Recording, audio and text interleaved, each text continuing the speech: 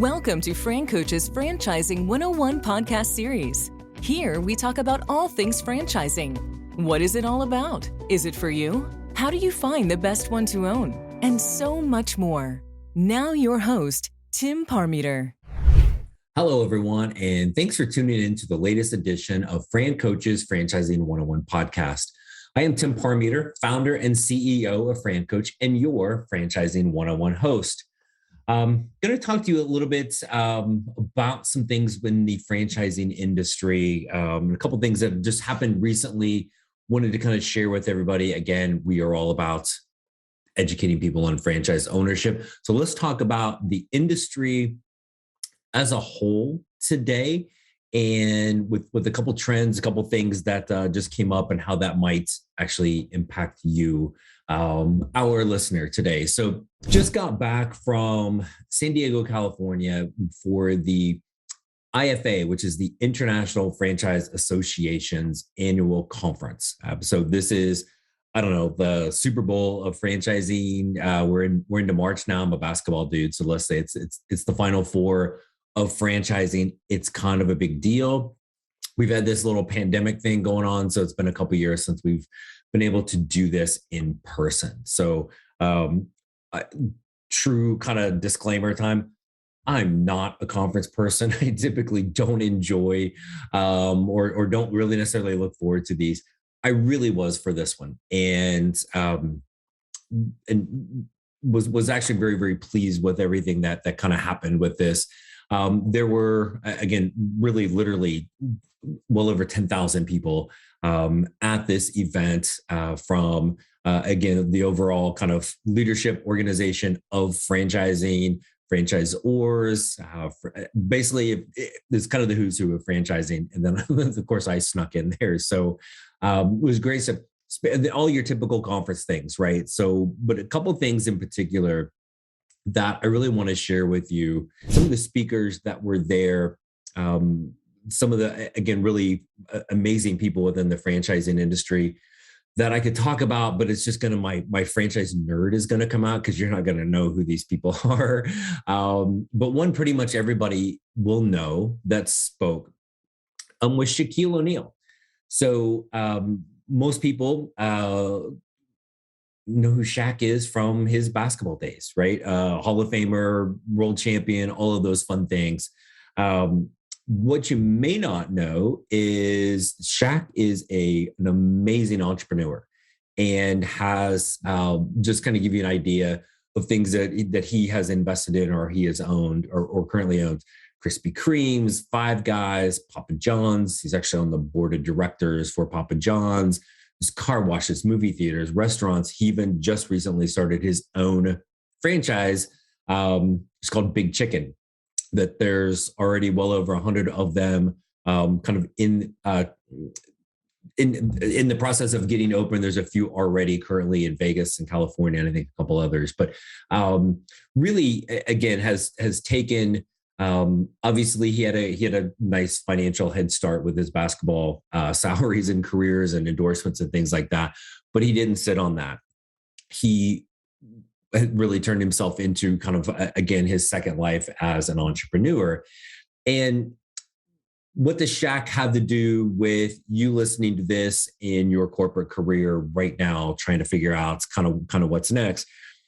Shaq had talked about how he had, obviously a fantastic playing career, but doesn't see himself as an athlete anymore. He sees himself as an entrepreneur, which is essentially an industry change. And we talk to people about this all the time that have spent any number of years in the corporate world, and you get pigeonholed into an industry, and it can be very, very difficult to switch industries for another job.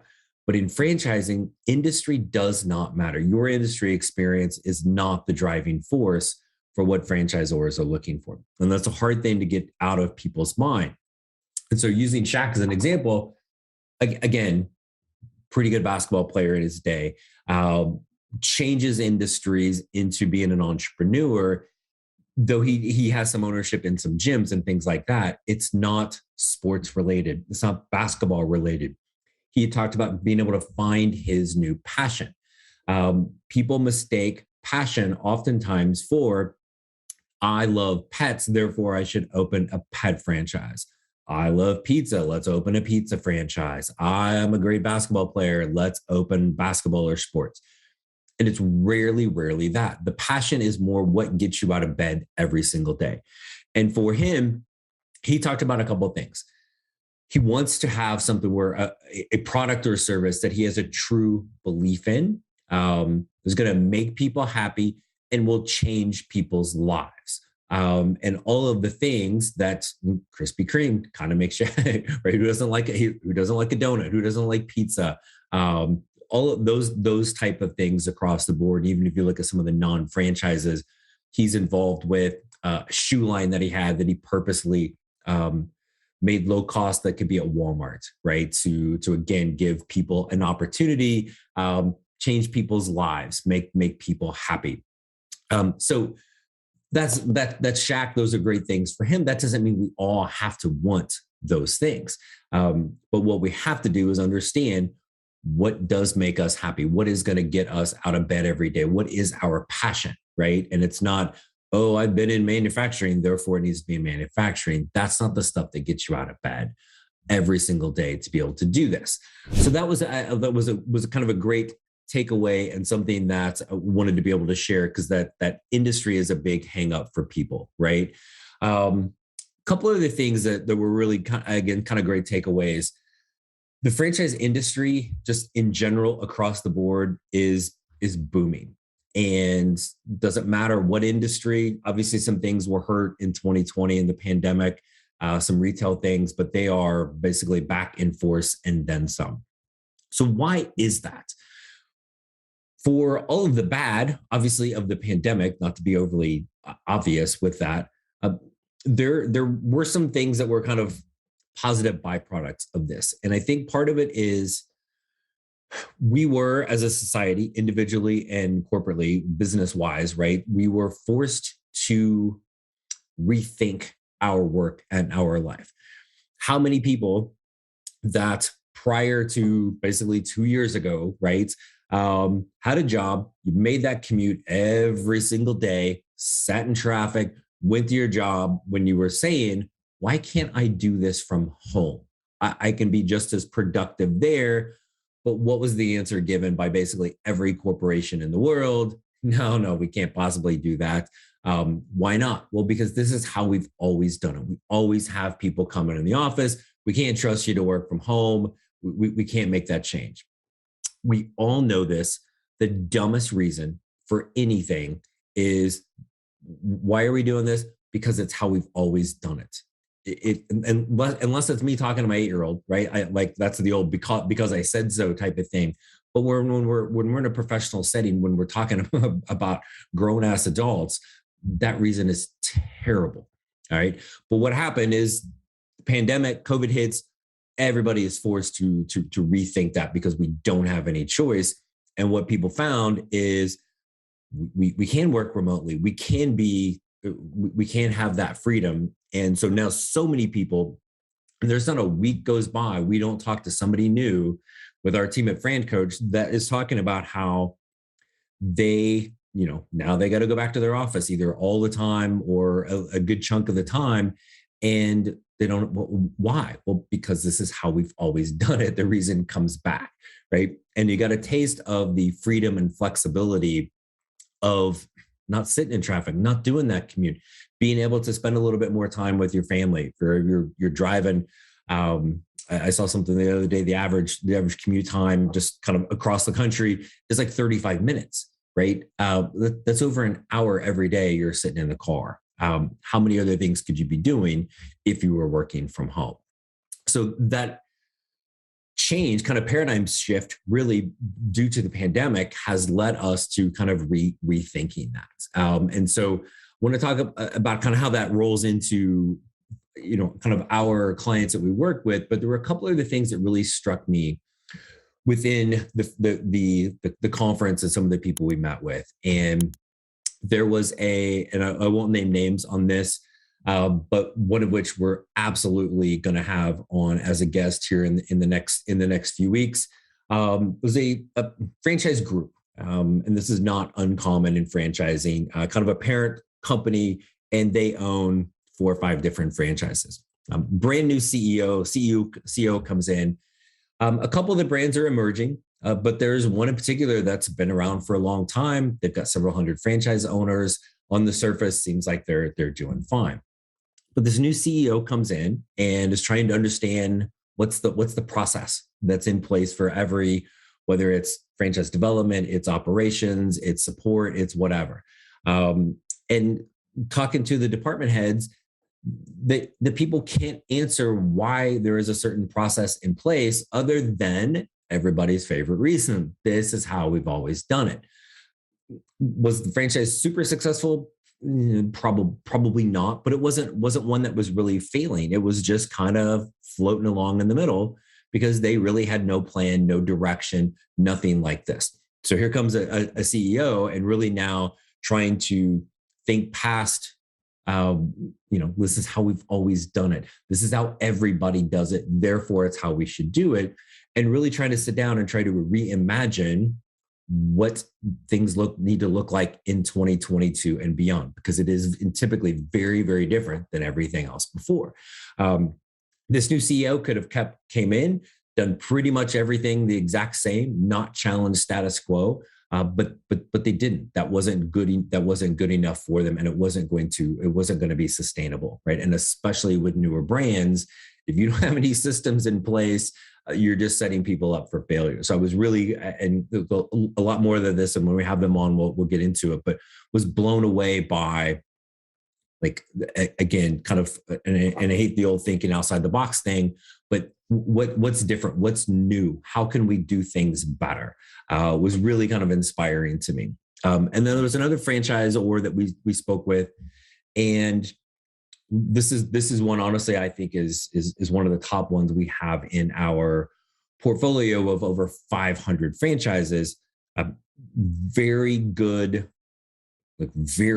systems, support, infrastructure. Any one of our clients that have gone through their process have been blown away by all of the things that they have in place to help their owners succeed. Their owners are incredibly successful, very happy across the board.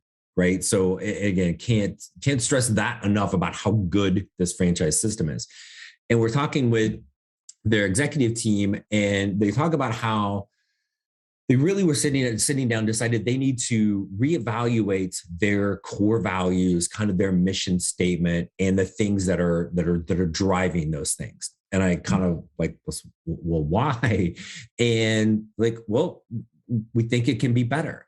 And again, it's really good, but they were, again, the thought leadership, the not resting on the laurels, not the status quo. How can we be even better? What else can we do to help our franchise owners be successful? Again, because there are more and more people wanting to make this transition into franchise ownership. And so it really was. It was funny. Some of the Shaq thing was fun. I'm a basketball guy, so that was kind of fun to hear him talk. And everybody who's been to a conference for anything, there's all the different groups and meetings, and there's an expo.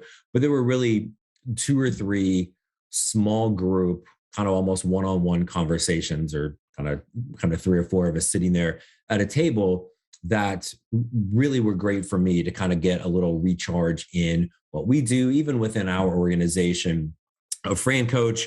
My wife and I, we own a couple different entities. So it was really just our overall structure of how we kind of run our teams, our businesses, things like that. So it was really awesome with that. But then I guess the thing I would come back to for everybody that's listening is, if you are doing, like, again, if you're getting up every single day and you're going to your job and you're sitting there going, oh my gosh, I love this job. If you're like, I like watching movies, so I probably don't do this much on these things, but it's the new Ryan Reynolds movie called Free Guy, where he's the blue shirt guy. Anybody who's seen it, like, he's just like, basically like a lobotomy, right? Because he's a video game character. Getting up, he's happy, he's going to his job as a bank teller. Yay for him. If you really feel like that every single day, then congratulations, that's awesome. You found your happy place. But if you don't feel that way, if you don't like the fact that you don't have complete control, that you're going to a job that you somewhere between can tolerate to really can't stand, and you keep doing it over and over and over and over again, something that does not give you the control over your life personally, professionally. What's the quote? We had one of our guests here recently, Dave Bonington, in fact, I think it was our last episode, busted out the quote: the most addictive drug in the world is getting the paycheck, right? Why do we do it? Because it's how we've always done it. So if you're sitting there and you're not completely happy with where you are personally, professionally, and you're not asking yourself, why am I doing this? Then what the heck is going on, dude? Because you are giving yourself the exact same reason that you hate. Because you're asking yourself the question, why am I doing this? Well, this is how we've always done it. And we've got that paycheck. We've got to keep doing it. And I'll tell you something right now. If you're listening to this podcast, whether this is the first one or the 87th one you've listened to, I got news for you. You're not completely happy. It has crossed your mind to work for yourself, so much so that you actually sought out information on franchising and found the Franchising 101 podcast. So my challenge to you, and this is kind of my takeaway from the IFA and directing this and kind of sharing this with you guys. If you are not 100% sure what you're doing professionally right now is the thing for you, and you have thought in some way, shape, or form about working for yourself, and we know you have because you are 17 minutes into this podcast. So like the cat's out of the bag there, folks. You've thought about it. You've taken this step. I'm going to challenge you. Take the next one. Click the little button in the podcast window that says schedule a call. Go to our website, francoach.net. Don't want to go there? Go to our podcast one, franchising101podcast.net. Reach out, set up a call with our team. 15 minutes, first call. I always kind of joke, we're like Geico, right? 15 minutes can save you money. 15 minutes can maybe change your life. So you can now help you like we did with Shaq. I almost pretend like I was taking credit for that. Like Shaq did for himself, right? How do we change? This is the past, right? That was great. And hopefully your careers probably have been at least good up until this point, but it's not great. What is your passion? What do you want to do? Don't keep doing what you've done just because it's how you've always done it. I strongly encourage you, take that next step, reach out, get a call scheduled with us. There's never, ever any fee for our service. We are here to help educate you on franchise ownership. That's the Franchising 101 podcast, but that is really at the core, FranCoach, what we are here to do. Let's help you determine if this is the path for you now. Maybe it's not. No worries. We'll virtually shake hands and you can kind of sit on that information for maybe when the timing is right. But maybe this is the right time. So again, don't do what you've always done just because it's what you've always done. If you want something better, you took step one being here right now with us today, and thank you for doing so. Take step two, reach out, schedule a call with us. Excited for the next few weeks of our podcast episodes. We've got some great guests that we're going to kind of keep rolling with this theme of, again, making that change for yourself, right? Don't keep doing the same old just because it's how you've always done it. Let's take that next step. So super excited about that. Thank you so much. Again, whether this is first podcast you've listened to or 87 of them, thank you so much for doing that. We do hope to hear from you soon. Thanks for indulging me with a couple stories from the IFA, and really thanks to everybody with that amazing organization. For somebody who, again, doesn't typically like going those things, right? I'm like the extroverted introvert or however that goes. I don't really like people, right? But it was fantastic, incredibly well done. So hats off and kudos to them for an amazing event. And I hope to be able to talk to you guys very soon to bring you into the wonderful world of franchising and help you make your better tomorrow. Thanks for tuning in, everyone, and we hope to talk to you very soon. Thanks for listening to FranCoach's Franchising 101 podcast, where our ultimate goal is to help educate you on all things franchising so you can create your better tomorrow.